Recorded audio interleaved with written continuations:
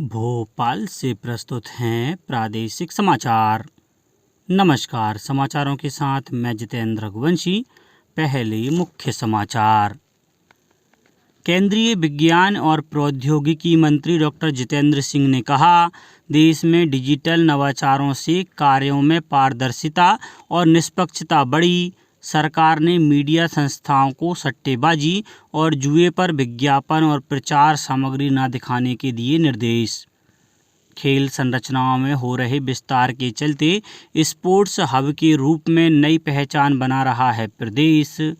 और प्रदेश में एक बार फिर मानसून की रफ्तार थमी। सितंबर के पहले सप्ताह तक तेज बारिश की संभावना नहीं। अब समाचार विस्तार से। केंद्रीय विज्ञान और प्रौद्योगिकी मंत्री डॉक्टर जितेंद्र सिंह ने कहा है कि देश अधिकतम शासन न्यूनतम सरकार के मंत्र को लेकर तेजी से आगे बढ़ रहा है। प्रधानमंत्री नरेंद्र मोदी के नेतृत्व में देश के सभी क्षेत्रों में डिजिटल नवाचार हो रहे हैं। इससे कार्यों में पारदर्शिता, निष्पक्षता बढ़ी है, लोगों में नया विश्वास जगा है और समय की बचत भी हो रही है।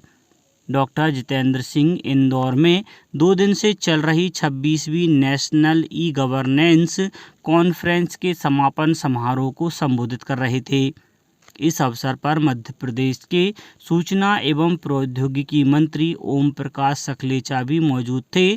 2 दिन तक आयोजित इस कॉन्फ्रेंस में डिजिटल नवाचारों, सूचना प्रौद्योगिकी को बढ़ावा देने, स्टार्टअप आदि विषयों पर विभिन्न सत्रों में चर्चा की गई। मंत्री डॉक्टर जितेंद्र सिंह ने सूचना प्रौद्योगिकी के क्षेत्र में नवाचार करने वाले राज्यों, जिलों और अन्य संस्थानों को पुरस्कृत भी किया। कार्यक्रम को संबोधित करते हुए श्री सकलेचा ने मध्य प्रदेश में डिजिटल और ई गवर्नेंस के क्षेत्र में हुई कार्यों की जानकारी दी।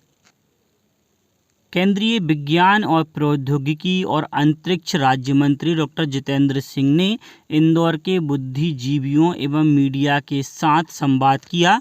चंद्रयान 3 की कामयाबी का श्रेय उन्होंने प्रधानमंत्री नरेंद्र मोदी की नीतियों तथा भारत के वैज्ञानिकों के अथक परिश्रम और मेधा को दिया। केंद्रीय मंत्री ने बताया कि सितंबर के पहले सप्ताह में आदित्य मिशन को लॉन्च किया जा सकता है, जो सूर्य का अध्ययन करेगा। सांसद शंकर लालवानी के सांसद सेवा संकल्प द्वारा आयोजित इस कार्यक्रम में जितेंद्र सिंह ने चंद्रयान अभियान के बारे में खुलकर बात की।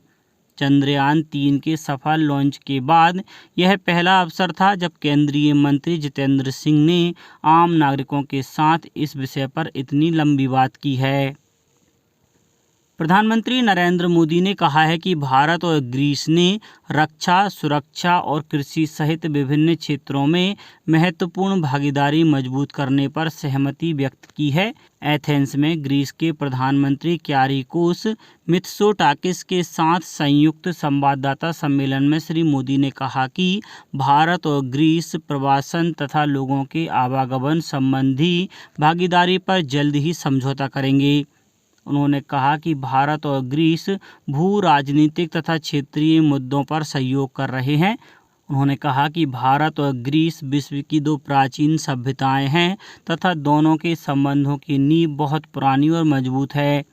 ग्रीस के प्रधानमंत्री ने कहा कि हाल के वर्षों में भारत और ग्रीस के बीच संबंधों में काफ़ी सुधार आया है और दोनों देशों के बीच परस्पर सहयोग की व्यापक संभावनाएं हैं। पिछले 40 साल में किसी भारतीय प्रधानमंत्री की यह पहली ग्रीस यात्रा है। सूचना और प्रसारण मंत्रालय ने मीडिया संस्थाओं, ऑनलाइन विज्ञापन मध्यस्थों और सोशल मीडिया प्लेटफॉर्मों सहित सभी हितधारकों को किसी भी रूप में सट्टेबाजी और जुए पर विज्ञापन और प्रचार सामग्री न दिखाने का परामर्श जारी किया है। मंत्रालय ने एक बयान में कहा है कि इसका पालन न करने पर विभिन्न कानूनों के तहत उचित कार्रवाई की जा सकती है। मंत्रालय ने संज्ञान लिया है कि कुछ मीडिया संस्थाएं क्रिकेट टूर्नामेंट सहित प्रमुख खेल आयोजनों के दौरान सट्टेबाजी और जुआ प्लेटफॉर्म के प्रत्यक्ष और अप्रत्यक्ष विज्ञापनों की अनुमति दे रही हैं। मंत्रालय ने ऑनलाइन विज्ञापन मध्यस्थों को भी सलाह दी गई है कि वे ऐसे विज्ञापनों के जरिए भारतीय दर्शकों को निशाना न बनाएं।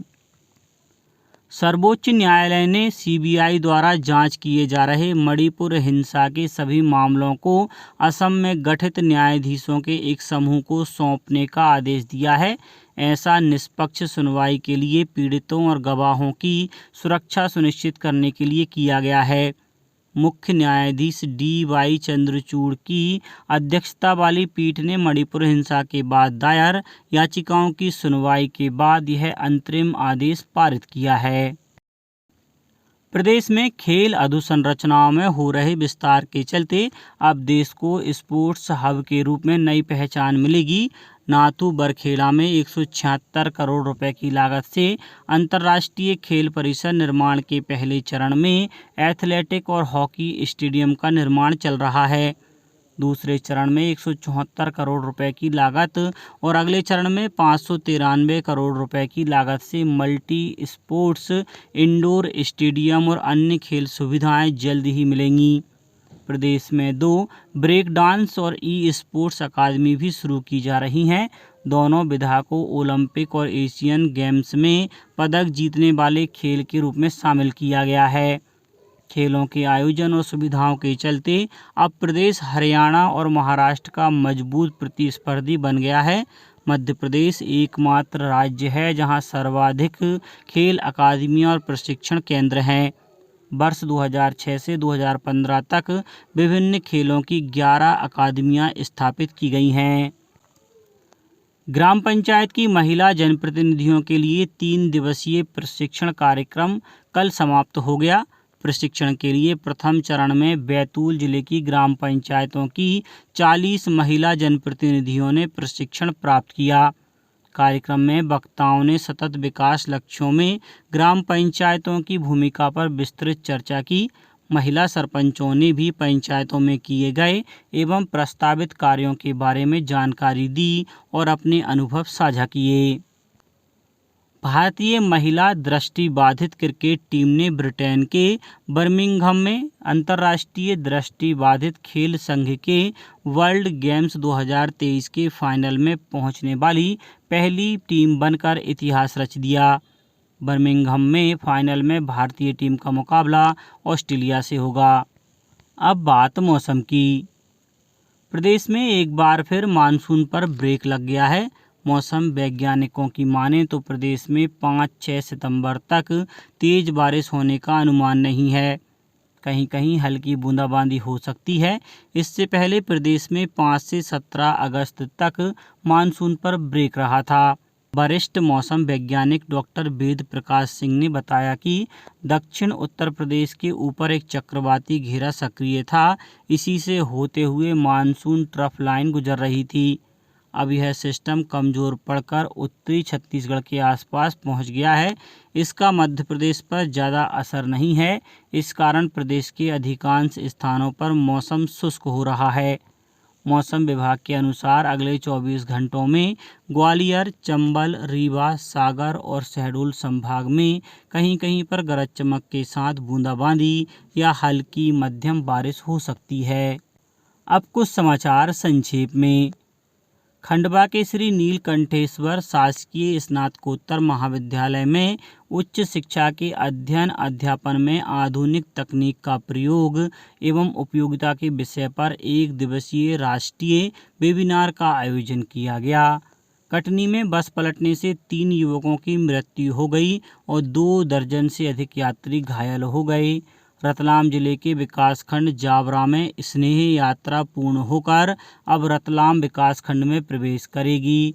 नीमच में कोविड-19 के कारण अपने माता पिता को खो चुके बेसहारा हुए बच्चों और उनके वर्तमान अभिभावकों से कलेक्टर ने चर्चा कर उनकी समस्याएं सुनी।